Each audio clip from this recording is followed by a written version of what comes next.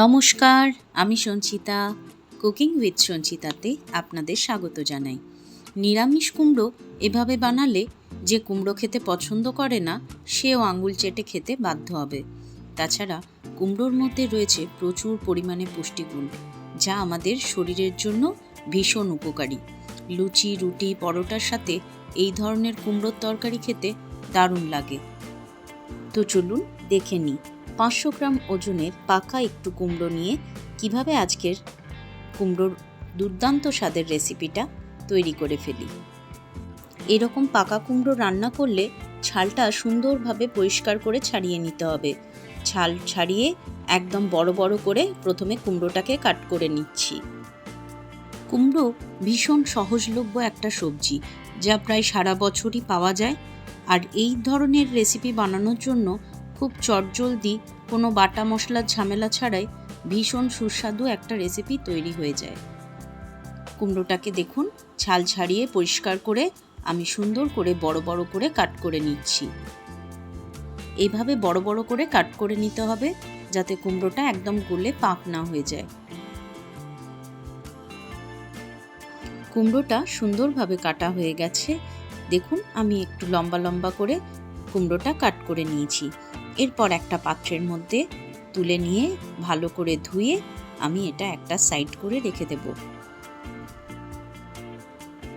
অনেক ধরনের কুমড়োর তরকারি আপনারা হয়তো বাড়িতে বানিয়ে থাকবেন, কিন্তু এটা একবার অবশ্যই আমার কথা মতো, আমার পদ্ধতিতে ট্রাই করে দেখবেন।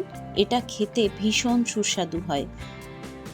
একবার খেলে বাড়ির বড় থেকে ছোট যারা কুমড়ো খেতে চায় না, তারাও কিন্তু বারবার এটার জন্য আবদার করবে।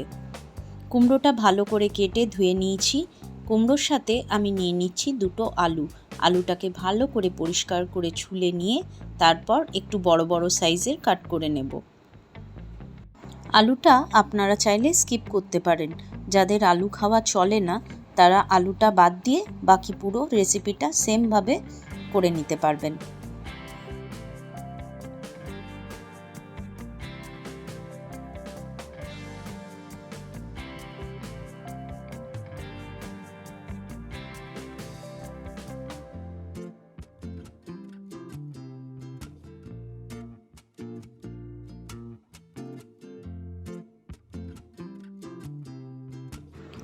আলুটা কেটে নিয়ে সামান্য জল নিয়ে ভালো করে ধুয়ে তারপর প্লেটের মধ্যে তুলে রাখবো।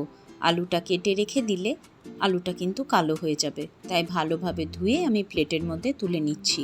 প্রথমে সমস্ত উপকরণগুলো কাটাকুটি করে আমি রেডি করে নিচ্ছি, তারপর চলে আসছি রান্নায়। এই তরকারিটার জন্য আমার দুটো টমেটো লাগবে। টমেটোটাকেও একদম মোটা মোটা করে স্লাইস করে কেটে নেব। একদম টক ঝাল মিষ্টি খুব সুন্দর হয় এই তরকারিটা। বিশ্বাস করুন, একবার অবশ্যই ট্রাই করে দেখবেন। এটা কিন্তু যারা কুমড়ো খায় না তারাও কিন্তু খাবে।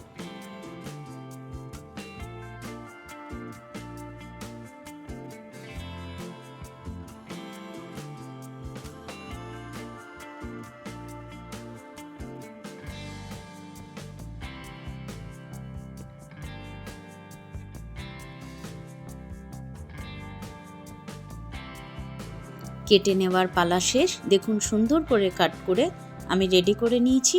এরপর চলে আসছি রান্নার মূল পর্বে। প্রথমে গ্যাস জেলে কড়াইটাকে গরম করে নিতে হবে। কড়াইটা গরম করতে চাপিয়ে দিলাম। কড়াইটা হালকা গরম হয়ে গেলে এখানে নিয়ে নিলাম 1 টিস্পুন গোটা জিরে আর একটা শুকনো লঙ্কা। প্রথমে ড্রাই রোস্ট করে একটা প্লেটের মধ্যে ঠান্ডা করে এটা গুঁড়ো করে রেখে দেব। এই ড্রাই রোস্ট করা মশলাটা একদম লাস্টে অ্যাড করলে তরকারির স্বাদটাকে দ্বিগুণ বাড়িয়ে তুলবে। এরপর চলে আসছি রান্নার মূল পর্বে। প্রথমেই কড়াইয়ের মধ্যে দিয়ে দিলাম 2 টেবিল চামচ সরষের তেল আর দিয়ে দিচ্ছি 1 চিমটি হিং। দিয়ে দিলাম ফোড়ন হিসেবে 5 ফোড়ন। হিং আর 5 ফোড়ন আর দুটো তেজপাতা দিয়ে ভালোভাবে নাড়াচাড়া করে নেব 10 থেকে 15 সেকেন্ড, যতক্ষণ না এর থেকে সুন্দর গন্ধ বেরিয়ে আসছে। এগুলো একটু নাড়াচাড়া করে নিয়ে প্রথমে আলুগুলোকে ভালোভাবে ভেজে নিতে হবে। আলুগুলো যেহেতু সেদ্ধ হতে একটু বেশি সময় লাগে, তাই ঢাকা চাপা দিয়ে আমি 2 থেকে 3 মিনিট ভালোভাবে ভেজে নিচ্ছি।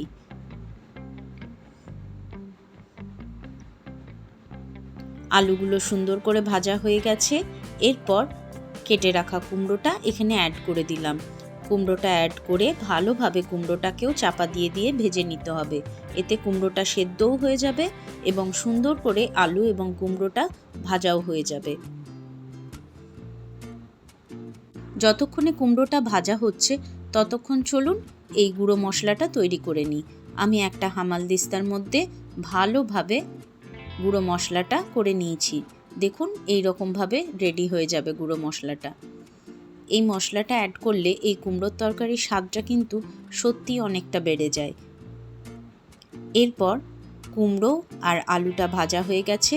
বেসিক কিছু গুঁড়ো মশলা এখানে অ্যাড করে দিলাম। হলুদ গুঁড়ো, ধনে গুঁড়ো, কাশ্মীরি লঙ্কার গুঁড়ো আর পরিমাণ মতো দিয়ে দিলাম চিনি আর লবণ।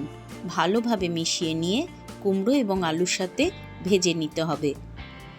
পুরো রান্নাটাই মিডিয়াম হিটে চাপা দিয়ে দিয়ে করে নিতে হবে, তাহলে এর স্বাদ হবে অসাধারণ।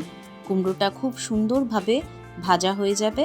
দেখুন 3 থেকে 4 মিনিট পর চাপা খুলে কুমড়ো এবং আলু দুটোই মোটামুটি 50% পর্যন্ত সেদ্ধ হয়ে গেছে এবং ভাজাটাও হয়েছে খুব সুন্দর। কুমড়ো এবং আলুগুলোকে গুঁড়ো মশলার সাথে ভালোভাবে ভেজে নিয়ে এরপর চলে আসছি পরের স্টেপে। 2টো মিডিয়াম সাইজের টমেটো আমি কাট করে রেখেছিলাম, সেগুলো এবার এখানে অ্যাড করে দিলাম। আর 1 বাটি ছোলা আমি সারা রাত ভিজিয়ে রেখেছিলাম, সেটা একটা কুকারের মধ্যে 1 চিমটি লবণ দিয়ে ভালোভাবে সেদ্ধ করে এরপর এখানে তরকারির মধ্যে অ্যাড করে দিচ্ছি। টমেটো এবং ছোলাটা অ্যাড করে ভালোভাবে মিশিয়ে নিয়ে আরও চাপা দিয়ে রেখে দেব 3 থেকে 4 মিনিট। 3-4 মিনিট পর সমস্ত সবজি টমেটোগুলো ভালোভাবে মিশে গেছে। এরপর এখানে কুমড়ো আর আলুটা যাতে ভালোভাবে সেদ্ধ হয়ে যায় তার জন্য খুব সামান্য পরিমাণ, একদম হাফ কাপ পরিমাণ জল এখানে আমি অ্যাড করে দিলাম। এরপর চাপা দিয়ে আরও 4 থেকে 5 মিনিট লো হিটে আমি রেখে দেব, তাতে কুমড়ো এবং আলুটা খুব ভালোভাবে সেদ্ধ হয়ে যাবে।